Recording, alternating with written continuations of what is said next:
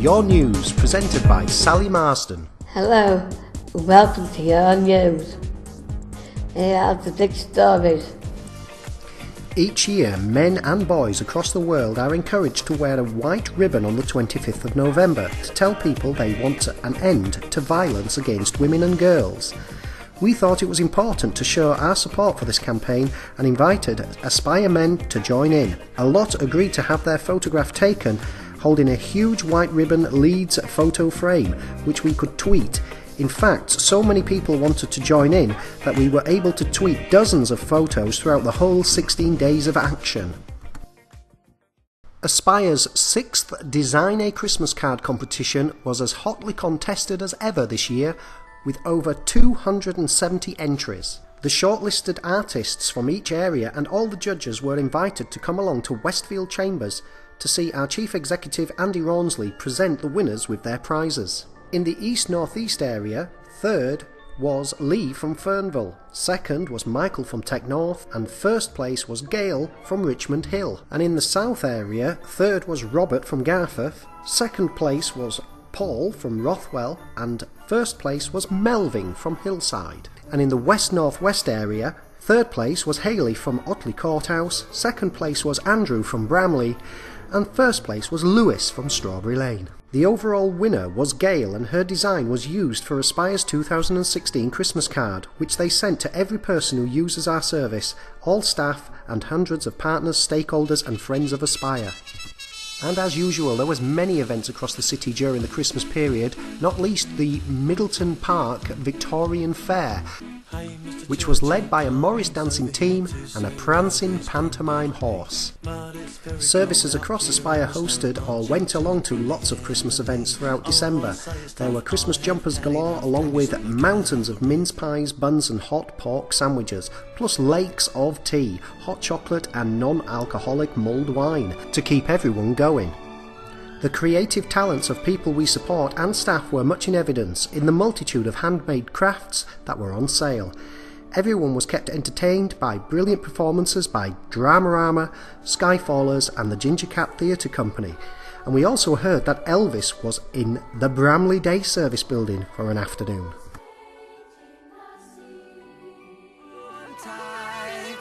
We are happy to tell you that West Yorkshire Fire Services have signed up to the Safe Places scheme and have registered 12 fire stations across Leeds. Leeds and Wakefield breast screening services have also signed up, and we have trained more than 40 clerical staff and radiographers. We've set up a group of people who lead on safe places in Leeds, Bradford, Wakefield, Calderdale and Kirklees, and we are going to work together with the Police and Crime Commissioner to make sure that wherever you travel in West Yorkshire you will be able to recognise and get support from a safe place. We recently hosted a visit from Orvine and Lisa, who work for an organisation called Blossom Island. They want to start a safe place scheme in Dublin, which they will eventually roll out across the whole of Ayr.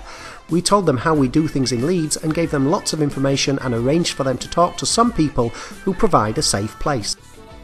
Ghostly goings-on didn't go unnoticed this year when the Dramarama group did a big show at Rothwell Sports Centre. There were spooks galore at Blackgate's Halloween Disco too, with Dan the Man plus cauldrons of fiendish food. And Westfield Chambers didn't escape the ghoulish capers because a mob of gruesome zombies from Hillside dropped in to say hello during their charity walk. East Street Arts have been again working with people at Middleton Leisure Centre community base. Recently, everyone taking part displayed their work at the art exhibition at the centre. For the past 3 years, ArtLink West Yorkshire has been working across Leeds with people we support. ArtLink have held a number of events celebrating their work with us. One of the projects has been a joint venture between Bramley Day Services and pupils from Bramley Primary School. Together they created beautiful works of art and some great friendships were made, so we and the children were delighted to welcome Rachel Reeves MP and Councillor Kevin Ritchie to Bramley to see our fabulous artwork for themselves. We are sad to report the deaths of Dorothy Johnson, Karina Jenkins, Vernon Knight, Karen Stead and Dorothy Hatton, who we have supported over the years. They were all much-loved people and will be missed by all those whose lives they've touched. Our deepest condolences go out to their families and friends. Our smoothie bags have been in great demand again. We took them to the Cottingley in Bloom Autumn Halloween celebration and to the Leeds York Partnership Foundation Trust's Have Your Say involvement event at St Chad's. They went to the Carers Leeds event and our Christmas stall at the Winter Wonderland event at Crossgates Children's Centre. Did you see the Co-op's 2016 Christmas food ad on television? If so, you may have noticed that they talk about their community involvement. The Co-op supports Meanwood Valley Urban Farm, and there's a tiny piece in the middle of the ad which shows our gardening group based there. The advert features staff member Paul Fozzard supporting Anne at the farm.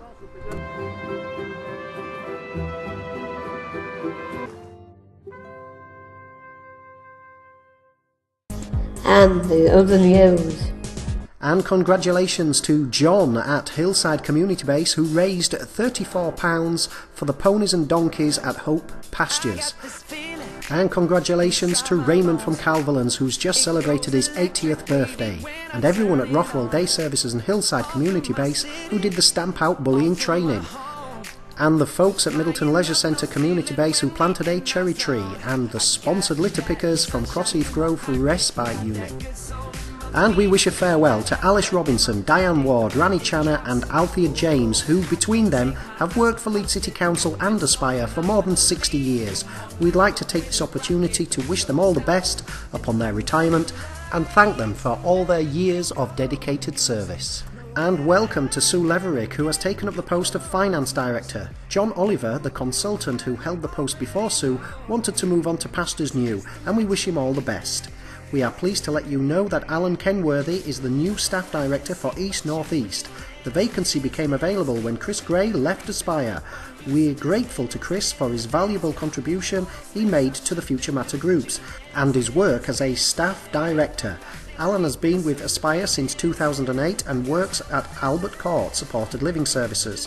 He will formally take up his place at the next board meeting in early February. Due to demand, we are repeating the session about future planning for family carers. Steph Parish from Clarion Solicitors will be at Westfield Chambers on Wednesday the 15th of February from 10:30 to noon.